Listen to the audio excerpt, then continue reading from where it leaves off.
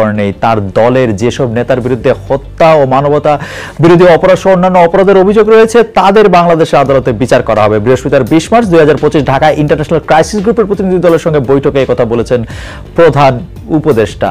এই যে উনি এই বক্তব্য দিয়েছেন এইটা কিন্তু একটা ইন্টারেস্টিং, তাই না? এর আগেও এই প্রশ্নের সম্মুখীন তিনি যখন হয়েছেন তিনি বা তার সরকারের অন্যান্য সদস্যরা কিন্তু বলেছেন এটা নির্বাচন কমিশনের ব্যাপার, এইটা আসলে পরবর্তীকালে বিচারালয় এটা ঠিক করে দিবে, আমরা এটা নিয়ে আসলে কি বলতে পারবো, আমরা সম্ভাব্য এদের বিচার চাই। এবার কিন্তু তিনি পরিষ্কার করে বললেন অন্তর্বর্তীকালীন সরকার কিন্তু এটা করতে পারবেন না। এই দেশি বিদেশি বিভিন্ন গণমাধ্যম, বিদেশি সংস্থা, কূটনীতিক সবাই আওয়ামী লীগের ভবিষ্যৎ নিয়ে নির্বাচনে অংশ করতে পারবে কিনা, নিষিদ্ধ করতে পারবে কিনা এই বিষয়ে ডক্টর ইউনূস ক্ষমতা আসার পর থেকে আমরা খেয়াল করেছি কিন্তু প্রশ্নের অনেক উত্তর দিতে হচ্ছে। আওয়ামী লীগ নিষিদ্ধ করা হবে এটা কখনোই প্রধান উপদেষ্টা যেমন বলেননি, আবার এই সরকার যে করতেই পারবেন না সেটাও তিনি কখনো বলেন নাই। মানে তিনি বরং একটা মাঝামাঝি অবস্থানে গিয়েছেন। কখনো এরকম বলেছেন যেহেতু বিএনপির মতো বড় দলগুলি চায় না আওয়ামী লীগ নিষিদ্ধ হবে না, তাই নির্বাচনে আসতে বাধা আছে কি বাধা নেই সেটা আসলে নির্বাচন কমিশন ঠিক করবে। কিন্তু এটার মধ্যে গোল বাঁধলো তখন যখন হাসনাত আব্দুল্লাহ এই জাতীয় নাগরিক পার্টির একজন গুরুত্বপূর্ণ নেতা তিনি বললেন ডক্টর ইউনূস আওয়ামী লীগ, ডক্টর ইউনূস আমি একটু সুন্দর করে পড়ি না, হাসনাত আব্দুল্লাহ কিরকম করে বলছেন, ডক্টর ইউনূস আওয়ামী লীগ 5ই আগস্টে নিষিদ্ধ হয়ে গেছে। উত্তরপাড়া ও ভারতের প্রেসক্রিপশনে আওয়ামী লীগের চ্যাপ্টার ওপেন করার চেষ্টা করে আর কোনো লাভ নেই।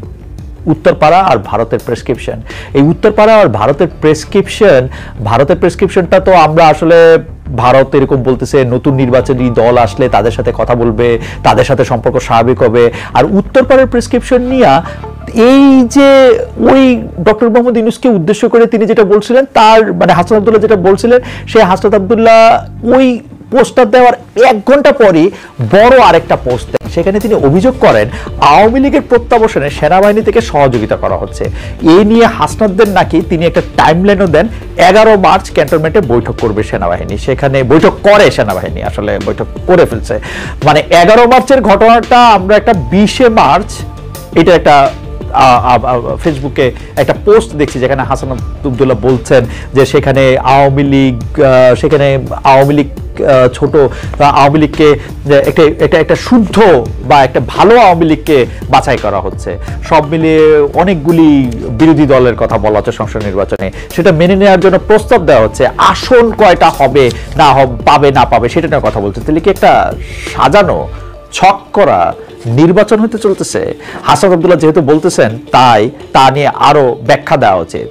এই জাতীয় নাগরিক পার্টি কিন্তু এই ব্যাখ্যা অনেকে যখন এই প্রশ্নটা করেছেন যে আসলে হাসনাত আব্দুল্লাহ তো জাতীয় নাগরিক পার্টির প্রধান নন, জাতীয় নাগরিক পার্টির প্রধান হচ্ছেন নাহিদ, জনাব নাহিদ ইসলামকে না ডেকে তারপরে হচ্ছে জনাব আক্তারকে না ডেকে কেন হাসনাত সাহেবকে ডাকা হলো, কেন হাসনাত সহ অন্য 2 জন যাদের নাম তিনি করছেন না তাদের নাম ডাক বলা হলো, সেটি নিয়ে অনেকে আসলে সন্দেহ পোষণ করছেন। তবে এই সন্দেহের ক্ষেত্রে কিন্তু আমরা পরপরই জনাব নাহিদ ইসলামের ফেসবুক স্ট্যাটাসে তিনি এটি অতি গুরুত্ব দিয়ে শেয়ার করেছেন। জাতীয় নাগরিক পার্টির পক্ষ থেকে একটি অতি গুরুত্বপূর্ণ বা জরুরি প্রেস বিজ্ঞপ্তি সব জায়গায় পাঠানো হয়েছে, যেখানকার একটা লাইন আমরা এরকম পড়তে পারি। তিনি ডক্টর মোহাম্মদ ইউনূসকে উদ্দেশ্য করে বলতেছেন সম্প্রতি অন্তর্বর্তীকালীন সরকারের প্রধান উপদেষ্টা মন্তব্য করেছেন আওয়ামী লীগ নিষিদ্ধের কোনো পরিকল্পনা সরকারের নেই। আমরা তার এই বক্তব্যের তীব্র নিন্দা জানাচ্ছেন নাহিদ ইসলামের দল ডক্টর মোহাম্মদ ইউনূসের বক্তব্যের। এইটার মধ্যেই আসলে আবার উত্তরপাড়া প্রসঙ্গে আসি। উত্তরপাড়াতে ক্যান্টনমেন্টে ডেকে জেনারেল ওয়াকারুজ্জামান নাকি তাদেরকে বলতেছেন ওই যে আপনারা কয়টা আসন নিবেন, আওয়ামী লীগকে আসবে, আওয়ামী লীগ শেখ পরিবার বাদ দিয়ে অনেকটা ভালো পরিবার হয়ে আসবে, ভালো একটা রাজনৈতিক দল হয়ে আসবে, সেইটার ক্ষেত্রে আপনারা কেন মানা করতেছেন, আপনাদের অভিজ্ঞতা নাই, ইত্যাদি ইত্যাদি ইত্যাদি। এটা কি সত্যি বিশ্বাস্য? জেনারেল ওয়াকার আপনার কিন্তু এটা ব্যাখ্যা দিতে হবে, আপনি কিন্তু এটা ব্যাখ্যা দিবেন। কিন্তু আপনি সত্যি সত্যি এই আসন্ন জাতীয় নির্বাচন আওয়ামী লীগ আসবে কি আসবে না এগুলো আপনি এখানে বসে বসে ঠিক করতেছেন কিনা এটা কিন্তু আপনার ব্যাখ্যা দিতে হবে। আপনার কিন্তু মনে থাকবে আপনি যদি এটা ভালোর কারণেও করে থাকেন, আপনি যদি কারো ভালো করার জন্য এটা করে থাকেন, তবুও কিন্তু আপনি এটার ব্যাখ্যা দিবেন। এটার ব্যাখ্যা আপনি আজকে বর্তমানের খাতিরে দিবেন যেই অতীত, যেই জুলাই আগস্টের রক্তের উপর দাঁড়া হয়ে এই নতুন বন্দোবস্ত আসছে, নতুন সরকার আসছে, সেই খাতিরে দিবেন। যেই ভবিষ্যতের দিকে আমরা তাকায় আসি, সেই ভবিষ্যতের খাতিরেও আপনি কিন্তু এই ব্যাখ্যা দিবেন। আপনি ব্যাখ্যা দিবেন জেনারেল ওয়াকার, যে আপনি আসলে বাংলাদেশের রাজনীতিতে কারা পরবর্তী সময় ক্ষমতায় আসবে কি আসবে না তা আপনি এখানে বসে বসে ঠিক করতেছেন কিনা। আপনি কিন্তু ব্যাখ্যা দিবেন আপনি একটি ভালো আওয়ামী লীগের এখানে পুনর্বাসন হোক সেটার ঠিকাদারি নিছেন কিনা। আপনি কিন্তু এটা ব্যাখ্যা দিবেন। জেনারেল ওয়াকারুজ্জামান আপনার একজন পূর্বসূরি ছিলেন, তার নাম জেনারেল মঈনুদ্দিন। জেনারেল মঈনুদ্দিনও কিন্তু দেশের ভালো করতে গেছিলেন, অন্তত তার বই খাতা পড়ে এরকমই মনে হয়। ভালো করতে গিয়ে উনি কি কি করছেন সেটা নিশ্চয়ই আপনি মনে থাকার কথা। ওই সময় আপনি অনেক গুরুত্বপূর্ণ কর্মকর্তা। কিন্তু আমি আপনার কাছ থেকে এটার ব্যাখ্যা চাই। আপনি কিন্তু সব বিষয়ে কিন্তু আপনার অবস্থান পরিষ্কার করেন, আপনি কিন্তু কথা বলেন। আমাদের সাথে কথা না বলতে পারেন, আপনার কি বলে জানি, আপনার এটাকে জানি কি বলে, আইএসপিআর দিয়ে আপনি জানাবেন জনাব হাসনাত আব্দুল্লাহ এটা ঠিক বলছে কি ঠিক বলে নাই। আপনারা হাসনাত আব্দুল্লাহকে ডাইকা নিয়ে এগুলি বলতেছেন কিনা এটা জানাবেন, ঠিক আছে? আমি যেটা বুঝতেছি না এবং যেখানে আমার একটা কনসার্ন সেটা হচ্ছে যে কোনো একটা গ্রুপের বা কোনো একটা চক্রের কোনো একটা কায়েমি স্বার্থবাদী জায়গার কথা শুই নাকি এই মুখোমুখি করা হইতেছে সেনাবাহিনীর সাথে অন্য কারো। আমরা কিন্তু এর নানা রকম লক্ষণ দেখছি। গত সপ্তাহে কি হয়েছে, তুলসী গ্যাবার্ট কি বলছে, সেটার ব্যাখ্যা সরকার কি দিছে, সেইটার ব্যাখ্যা নিয়ে আরো কত চর্চা হয়েছে, সেগুলি কিন্তু আমরা দেখছি। আমি কিন্তু আবারও দেখতেছিলাম যে যদিও আমরা মুখে বলতেছি তুলসী গ্যাবার্ট যেগুলি বলতেছেন সেগুলির আমরা যথেষ্ট পরিমাণে প্রতিবাদ করছি, কিন্তু সরকারের যেসব জায়গায় জায়গায় যেগুলি ঠিক করার কথা সেগুলি তারা ঠিক করছেন কিনা সেটাও একটু দেখে নিয়েন। জেনারেল ওয়াকার আপনি আপনার বক্তব্য পরিষ্কার করেন, কিন্তু এদিকে আসিফ মাহমুদ সজীব ভুঁইয়া সরকারের আরেকজন উপদেষ্টা, তার একটা ভিডিও ট্রেলার দেখলাম, যে সাক্ষাৎকারের ট্রেলারটাই মাত্র দেখছি, সেই ট্রেলারটার মধ্যে দেখা গেছে জেনারেল ওয়াকার নাকি ডক্টর ইউনূস এই তত্ত্বাবধায়ক সরকারের প্রধান হবেন এই প্রসঙ্গে তিনি একটা ভেটো দিছিলেন। তিনি বলছিলেন যে এটা একটা নো, কারণ তিনি একজন কনভিক্ট, তাকে এই সরকারের প্রধান করা এটা ঠিক করা হবে না। তার চেয়েও বড় ইন্টারেস্টিং ব্যাপার আছে, কিন্তু তার চেয়েও বড় ইন্টারেস্টিং ব্যাপার হচ্ছে বিএনপির জ্যেষ্ঠ যুগ্ম মহাসচিব রুহুল কবির রিজভীর কথা শুনছেন। তিনি বলতেছেন আওয়ামী লীগের যারা অপরাধী তাদের বিচার নিশ্চিত হওয়ার পর যারা হত্যা লুটপাটে জড়িত নয় তাদের যদি জনগণ রাজনীতি করার সুযোগ দেয় আমাদের কিছু বলার নেই। জনগণ রাজনীতি করার সুযোগ দেয় বলে আসলে কি বুঝাতে চাচ্ছেন? আমি আমি আমি আমি কিন্তু আপনাদের কথা আসলে ঠিক বুঝতে পারতেছি না। মানে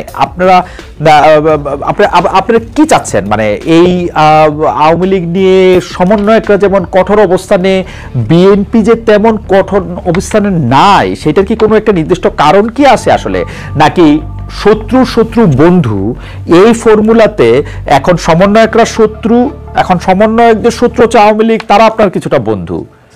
মানে কেন এটা? আপনি দেখেন বিএনপি শীর্ষ নেতারা সবসময় আওয়ামী লীগ নিষিদ্ধের বিরুদ্ধে অবস্থান নিচ্ছেন, তারা বিচার চাইছেন, কিন্তু আওয়ামী লীগের নির্বাচনে অংশ নেওয়ার বিষয়টি জনগণের উপরে ছেড়ে দিতে চাইছেন বিএনপি। মানে আমি কোনো দল নিষিদ্ধ করার পক্ষে না, আমি কোনো কিছু নিষিদ্ধ করার পক্ষে না, কিন্তু আবার আমি এইটাও বলার পক্ষে না যে এইটা আসলে স্থির করবে হচ্ছে জনগণ। আপনার পজিশনটা আপনি জানান, আপনার পজিশনটা কি? বিএনপি যদি দাবি করে তাহলে আওয়ামী লীগকে নিষিদ্ধ করা, নির্বাচনে বিরত রাখার সিদ্ধান্ত তো মনে হয় অন্তর্বর্তী সরকার নিতে পারত, তাই না? আমি জানি না মানে বিএনপির জায়গাটা কোনটা। আমি কিন্তু বুঝি যে বিএনপি এখন বড় দল হিসেবে ইলেকশন করতে চাইতেছে।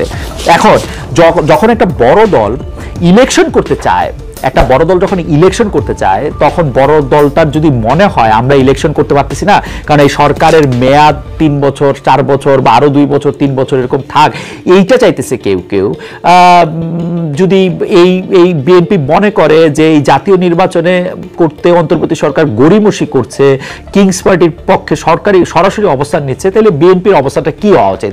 স্ট্র্যাটেজিক্যালি বিএনপির বলা উচিত যে বিএনপি এখন নির্বাচন ছাড়া আর অন্য কোনো কিছু ভাবছে না। কিন্তু দেখেন বিএনপির সামনে এই তথাকথিত কিংস পার্টি বা সরকার কথাটা কি বলতেছে? সরকার কি একবারও বলছে, ডক্টর মোহাম্মদ ইউনূস কি একবারও বলছে যে উনি আরো আজীবন ক্ষমতায় থাকা যাবে, উনি ইলেকশন দিবেই না, 2 বছর 3 বছর 5 বছর পরে ইলেকশন দিবে? এটা কিন্তু বলতেছে না।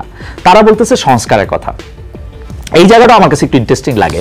তারা যেসব সংস্কারের কথা বলছে, ধরো দেখ সংবিধান সংস্কারের প্রসঙ্গে আসেন, সংবিধান সংস্কারে আমি ধরে নিলাম প্রফেসর আলী রিয়াজের কমিটি যেই সংবিধান সংস্কারের কথা বলছেন সেই কমিটির মানে কি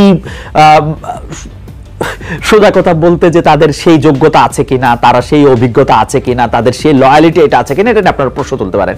কিন্তু তারা কি এই সংস্কারের মধ্যে এমন কোন সংস্কারের প্রস্তাব আপনাদের কাছে করেছেন যে এটা আসলে আপনারা মানতেই পারবেন না? তাহলে আপনারা বলে দেন যে হ্যাঁ আমরা এই সংস্কার মানতে রাজি আছি। ডক্টর ইউনূস এটা আহ্বান করেছেন, আপনারা প্রকাশ্যে বলে দেন এই সংস্কার মানতে আপনাদের অসুবিধা কি। অসুবিধা যে আপনাদের আসে সেটা কিন্তু আপনাদের নেতাদের কথা এটা বোঝা যায়। মির্জা আব্বাস কিন্তু কোথাও একটা বলছেন যে আপনি আসলে মানে কোনো সংস্কার আপনারা মানেন না, এবং সংস্কার মানলেও সংস্কার যদি করাও হয় আপনারা ক্ষমতা গেলে সেই সংস্কার বাদ দিয়ে দিবেন কেন? এই সংস্কারটা যদি এই কারণে করতে তারা বলেন যে আপনি ক্ষমতার একটা ভারসাম্য আনবেন, তা আনেন ক্ষমতার মধ্যে ভারসাম্য। ক্ষমতার মধ্যে ভারসাম্য আনতে অসুবিধা কি? ক্ষমতার মধ্যে ভারসাম্য আনার জন্য যে সংস্কার, সেই সংস্কার মেনে নিতে অসুবিধাটা কোথায়? এটা একটা কুইজ না? অন্যদিকে আবার দেখেন, এই যে মুখে যাই বলা হোক, এই যে ধরেন জাতীয় নাগরিক পার্টি কি কথা বলে এই মূল ইলেকশনটা পিছাইতে চেষ্টা করতেছেন? তারা বলতেছেন যে আসলে ইলেকশনটা করার মতো পুলিশ বাহিনী কি সরাসরি এই অবস্থানে আছেন? তারা বলতে চেষ্টা করতেছেন যে এটার মধ্যে কি সবার নিরাপত্তা দেওয়া সম্ভব হবে? তার আগে কি আসলে গণপরিষদ নির্বাচন করে নিতে হবে? বা এই নির্বাচন কমিশনের সার্চ কমিটি তো হয়েছিল শেখ হাসিনার আইন মেনে, তো শেখ হাসিনা আইন মেনে সার্চ কমিটি হয়েছে, তো কি হয়েছে?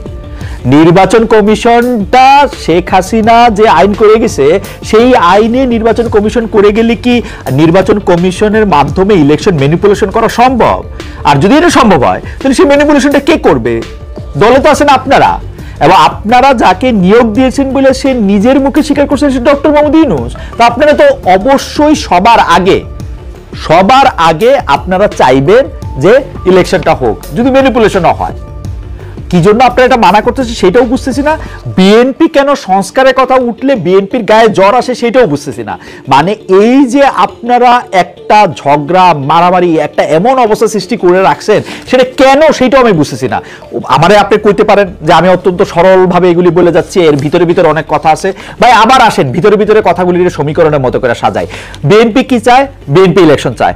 আপনারা কি চান? আপনারা বলতেছেন আপনারা ইলেকশন চান। তো ইলেকশন কখন চান? সংস্কারের পরে চান। তো সংস্কার করতে পরে চান, যে সংস্কারের পরে এই সংস্কারটা মানতে বিএনপির কি অসুবিধা? আমি এটা বুঝতেছি না। আপনারা সংস্কারের মধ্যে এমন কি বলছেন যেটা বিএনপি এখন মুখ দিয়ে বলতে পারতেছে না এই সবগুলি সংস্কার বা অধিকাংশ সংস্কার বা এই কটা সংস্কার আমরা স্বীকার করি?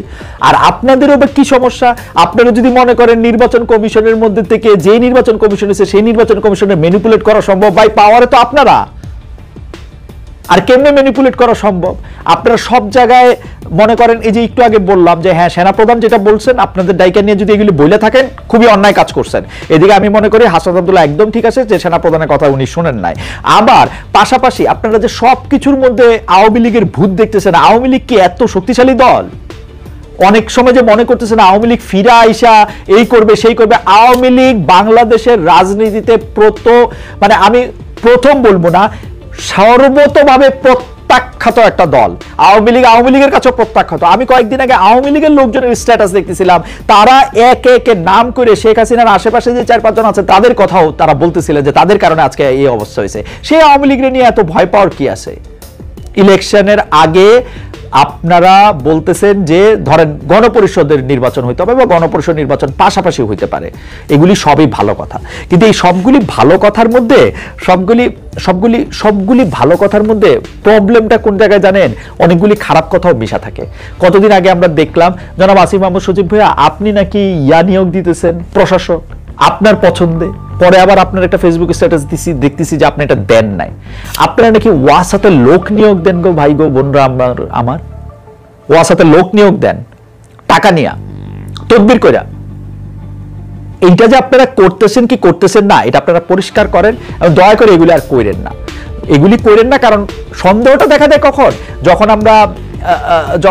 যখন আমরা ইলেকশনটার ক্ষেত্রে আপনাদের পিছায় দেওয়াটা আপনাদের চাওয়া দেখি, এবং যখন দেখি যে আপনারা মনে করতেছেন এই সরকারে না থাকলে আর আপনার অস্তিত্ব থাকবে না, তখন আমাদের এই সন্দেহটা দেখা দেয়। সরকারে না থাকলেও আপনাদের অস্তিত্ব থাকবে, আপনারা সৎ এবং ভালো রাজনীতি করেন, নতুন রাজনৈতিক বন্দোবস্তের কথা বারবার প্রতিদিন আমি এটা আপনাদের স্মরণ করায় দিব, নতুন রাজনৈতিক বন্দোবস্তের কথা যে আপনারা বলে ক্ষমতা বলে আসছেন, নতুন দল গঠন করছেন, সেটা আপনারা করেন। আবার একটু ডক্টর মোহাম্মদ ইউনূসের কথায় ফিরে আসি। ডক্টর মোহাম্মদ ইউনূস, আপনি কি সত্যি মানে এই আপনি আপনি আপনি আপনি আপনি কি সত্যি সরকার প্রধানের দায়িত্ব ঠিকঠাক পালন করতেছেন? মানে আপনি বলতে এটা কেমন শোনায়, আপনি বাংলাদেশের আমাদের ছোট ঘরের আপনি একটা বড় জানালা, তাই না? আপনি আমাদের আমি তো এটা বারবার সাক্ষ্য দেই যে আপনাকে নিয়ে আমি সারা পৃথিবীর মানুষের যত আগ্রহ দেখছি, এরকম কোনো বাংলাদেশি কোনো বাঙালির নিয়ে এত আগ্রহ আমি দেখি নাই। ডেফিনেটলি আরো যে নোবেল প্রাইজ পাইছেন আমাদের অন্য বাংলাদেশি বাঙালি লোকজন, ধরেন অমর্ত্য সেন, অভিজিৎ সাহেব, তাদের কেউ কিন্তু আপনার ধারে কাছেও নাই। তো আপনার কি হয় আপনি আমাকে একটু বলেন তো। সবশেষ আমরা দেখলাম বিদেশ সফর করে এসে প্রধান উপদেষ্টার সঙ্গে মানে আপনার সঙ্গে যমুনায় দেখা করতে আসলেন সেনাপ্রধান। এই দেখা করতে আসলেন, তারপরের দিনই হলো আমরা একটা জিনিস জানলাম যে আপনি একদম স্পষ্ট বলে দিলেন আওয়ামী লীগকে এই সরকার আর কোনো ইয়া করবে না, মানে নিষিদ্ধ করবে না। তো এটা কি উনি বলছেন, উনার বক্তব্যই আপনার মুখ দিয়ে বাইর হইলো? মানে ঘটনাটা কি আসলে?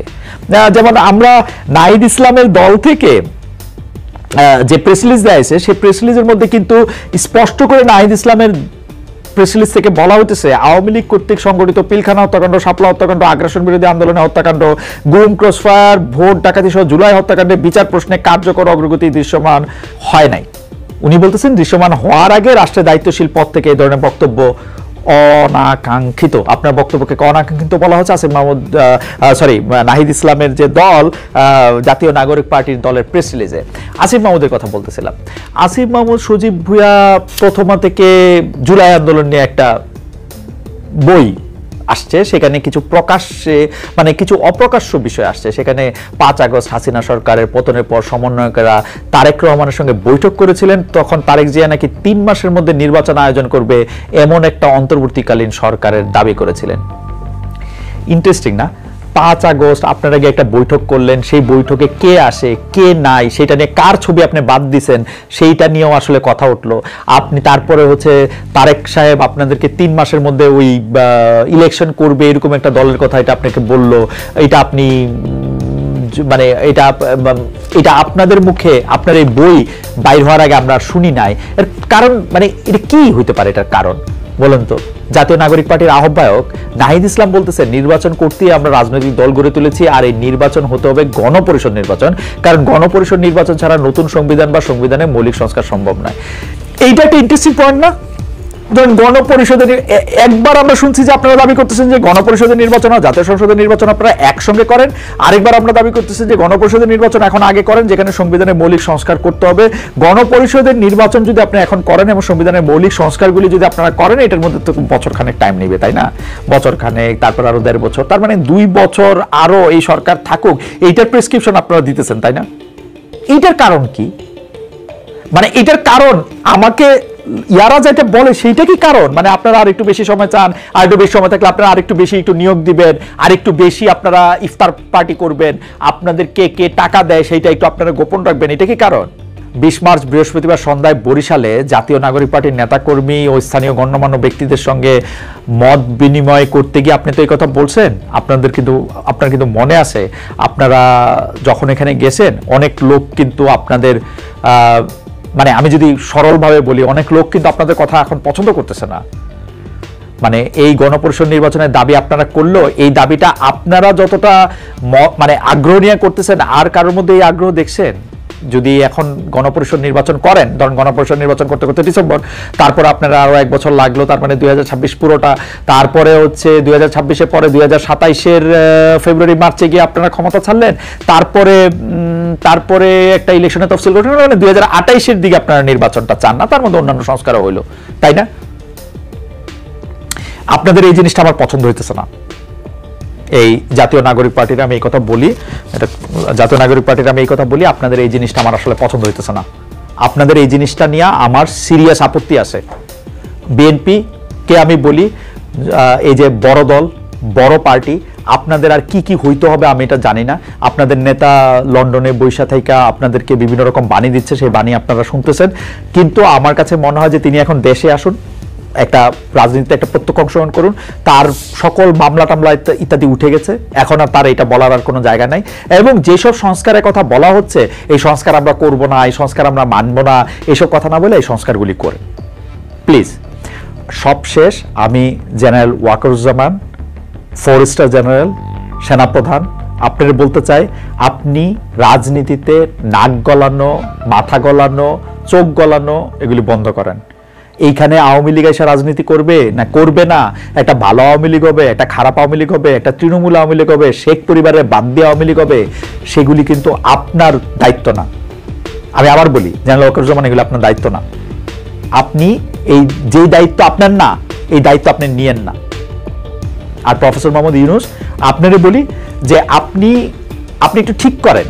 এই যে ধরেন সবগুলির মধ্যে, আমরা সবগুলি কথার মধ্যেই এক ধরনের, আমি এটা কি বলবো, আপনি মুরব্বী মানুষ, তারপর আমি একটু বলি যে একটু একটু একটু একটু যেন একটু যেন চালাকি হয়, এই চালাকিটা করেন না। এবং আপনি আপনার জায়গায়, আপনি এটার মধ্যে এটা আপনি ঠিক থাকেন, আপনার এটার মধ্যে এটা ঠিক থাকতে হবে। ফিরা গিয়ে আবার একটু বিএনপির কথা বলি। বিএনপির স্থায়ী কমিটির সদস্য জনাব মির্জা আব্বাস, আপনি যে বলছেন ওদের হাতের, ওদের কলমের কোনো সংস্কার আমরা সহজে মেনে নেব না, সংস্কার যদি করেন আমরা কারেকশন করব। কারণ কি? সংস্কার মানবেন না কেন? আপনারা যদি সংস্কার না মানবেন, আপনার একটা কথা মনে করাই দিই, আপনাগো আন্দোলনের মধ্যে কিন্তু শেখ হাসিনা রেজিমের পতন হয় নাই। আপনাদের স্টেক কতটা আছে সেটা ভাইবা কথা বলেন। উচিত কথা নিয়ে আরো অনেক কথা বলতে হবে, দেশের রাজনীতি উচিত কথা নিয়ে না, মানে উচিত কথায় আরো অনেক কথা নিশ্চয়ই আমাদের বলতে হবে, আমরা এগুলি বলতে চেষ্টা করব। কিন্তু আমরা সাধারণ যারা জনগণ আসি, তাদের কি হয় জানেন, ওই পাটা আর পুতার ঘষাঘষিতে আমাদের প্রাণ যায়। এখন তার পাটা আর পুতা না, পাটা পুতার লগে নোরা, শিল, আরো 4 ধরনের জিনিস এসে জুটতাছে। আমগরে দয়া করে একটু মাফ করেন। আমাদের মানে এমন না যে বাংলাদেশের সব সমস্যার সমাধান হয়ে গেছে, বাংলাদেশের প্রচুর সমস্যা আছে। আমাদের ভাইরা এই মধ্যপ্রাচ্যে গরমের মধ্যে এই রাস্তা ঝাড়ু দিতেছে, সেই টাকা দিয়ে ফুটানি করতেছেন। আমাদের গার্মেন্টসের যারা আমাদের ভাই বোনেরা আছেন, তাদের কষ্টে কিন্তু এই ফুটাঙ্কি করতেছেন। এই ফুটাঙ্কিটা বাদ দেন, দেশের কথা একটু ভাবেন সবাই মিলে। আর এই যে মানে